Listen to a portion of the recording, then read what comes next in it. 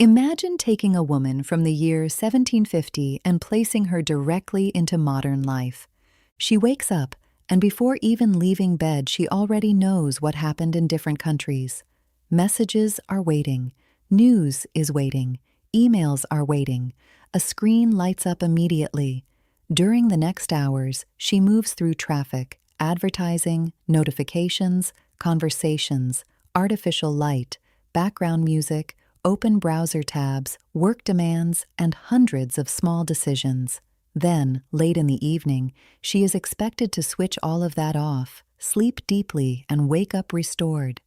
Most people would probably assume that this environment would overwhelm her nervous system. But then we should ask a difficult question. If we believe that environment would overwhelm someone from the past, why are we surprised that so many intelligent, sensitive women feel exhausted today? Why do so many women after 40 suddenly feel like life became harder? Why do rest, weekends, and vacations sometimes stop working? What if the problem is not personal weakness? What if modern life itself became biologically expensive? Modern life was optimized for productivity, speed, and output. It was never designed around nervous system regulation, attention recovery, or human pacing. And if you have ADHD, a highly sensitive nervous system, or simply a complex brain that processes deeply, you may notice this mismatch more strongly than other people. One of the biggest mistakes modern culture makes is assuming that progress automatically means compatibility. We improve technology, medicine, transportation, and communication, but human biology changed far more slowly than the world around it. For most of human history, people lived inside rhythms. They woke with daylight and slowed down with darkness. Work changed with the seasons. Communities were local. Food was seasonal. Movement happened automatically because daily life required it. Information moved slowly because it physically had to travel. Life was certainly harder in many ways. There was physical labor, uncertainty, and limited comfort. But there was also something that modern life quietly removed: pacing. The nervous system evolved inside predictable cycles. Then industrialization changed human life fundamentally. Human beings slowly moved from biological rhythm into machine rhythm. Time stopped being organized around sunrise, seasons, and local life. It became organized around clocks, factories, shifts, and productivity. Human beings adapted themselves to systems instead of systems adapting to humans. This transformation brought extraordinary progress. We gained medicine, mobility, technology, and longer life expectancy. But while the external world changed dramatically over only a few hundred years, the nervous system remained largely the same. The brain that now scrolls social media, answers emails, and manages digital overload is still largely the same brain that evolved thousands of years ago. The external world accelerated. Human biology did not. And perhaps modern exhaustion begins right there. Because modern life no longer challenges us mainly through survival. It challenges us through processing.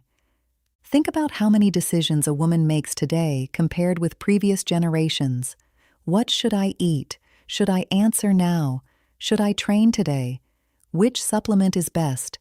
Should I buy this? Should I postpone? Should I rest? Should I push? These decisions seem small individually, but the brain pays for all of them. Decision-making is not free. Attention is not free. Context switching is not free.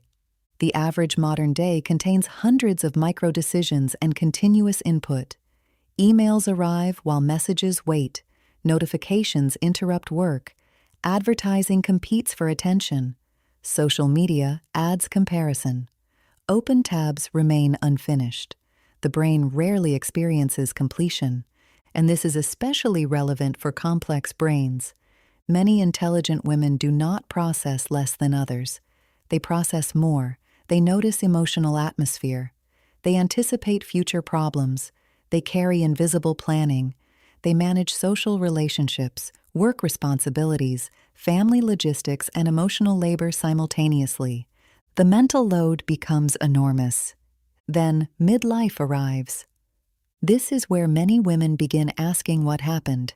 The strategies that worked at 30 suddenly stop working. Energy changes, recovery changes, sleep changes. Hormonal transitions influence far more than reproduction. Estrogen affects attention, emotional regulation, and even dopamine systems. Sleep often becomes lighter. Recovery becomes more important. At exactly the same time, life often becomes more demanding. Career responsibilities increase. Parents age. Long-term planning becomes real. Health suddenly matters.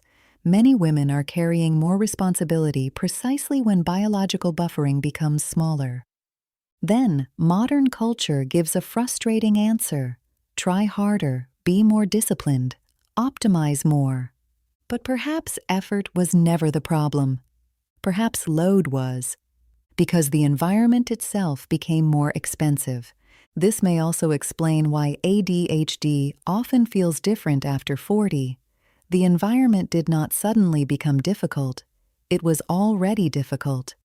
The difference is that reserve capacity changes while modern life keeps accelerating. Another major change modern life introduced is artificial light. For thousands of years, darkness meant something biologically. Evening was information. Darkness signaled that activity was ending and recovery could begin. Today, many people experience their brightest hours at night. Phones glow, streaming continues, screens remain active until sleep. The nervous system never receives a clear signal that the day is complete. This matters because light affects much more than sleep. Light influences circadian rhythm, melatonin production, cortisol timing, and recovery quality. Women after 40 often notice this more strongly because sleep already becomes more vulnerable during hormonal transitions. Then comes one of the biggest paradoxes of modern life. People often have more comfort than previous generations, yet they feel more exhausted. Perhaps because rest and recovery are not the same thing. Recovery requires rhythm. Recovery requires completion. Recovery requires periods where processing actually stops.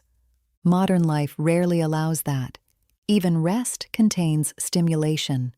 The phone remains nearby. The mind remains open. Information continues. The nervous system never completely closes. We also lost something that sounds small, but may be profoundly important. Repetition. Historically, life contained much more predictability. Meals repeated, walking routes repeated, community rhythms repeated, seasonal work repeated, rituals repeated. Modern culture celebrates novelty. New apps, new methods, new optimization strategies, and endless information constantly ask for adaptation. But complex brains often thrive under opposite conditions. Predictability reduces cognitive load. Structure reduces decisions. Repetition creates safety. This may even explain why many people feel unexpectedly calm in older cities. Think about places like Annecy, Lucerne, or certain parts of Vienna. People often describe these places as calming without knowing exactly why. The streets are walkable. Architecture exists on a human scale. Movement slows down. Visual complexity decreases. The environment becomes easier to process.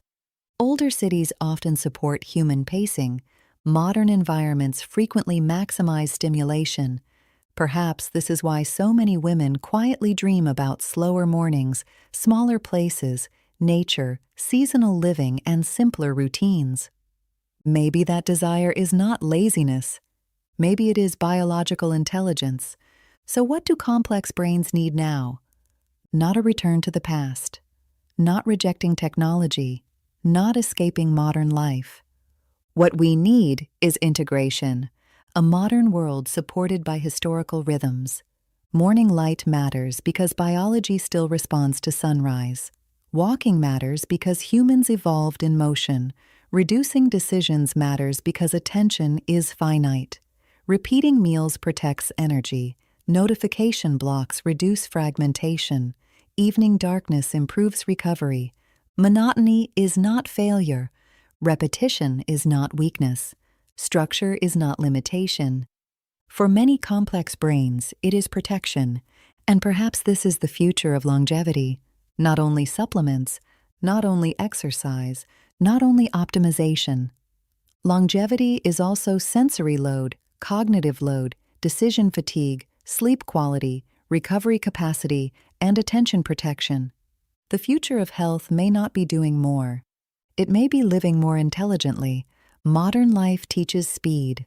Complex brains often need rhythm. Modern life teaches optimization. Complex brains often need reduction. Modern life teaches constant expansion. Complex brains often need boundaries. If you have ever felt strangely incompatible with modern life, if ordinary days feel expensive, if rest does not work the way it used to, perhaps you are not failing. Perhaps your nervous system simply notices what modern life costs. And maybe the goal is not becoming tougher. Maybe the goal is building a life that costs less, keeping the best of the modern world while reintroducing what human biology still remembers: morning light, walking, predictability, recovery, and human pacing. Because modern life was built for speed, but complex brains were built for rhythm. And maybe the future of health is not becoming more modern. Maybe it is becoming intelligently human again. If this resonates with you, subscribe to Complex Brain Living. Because this channel is not about pushing harder, it is about building a calmer, stronger life for complex minds.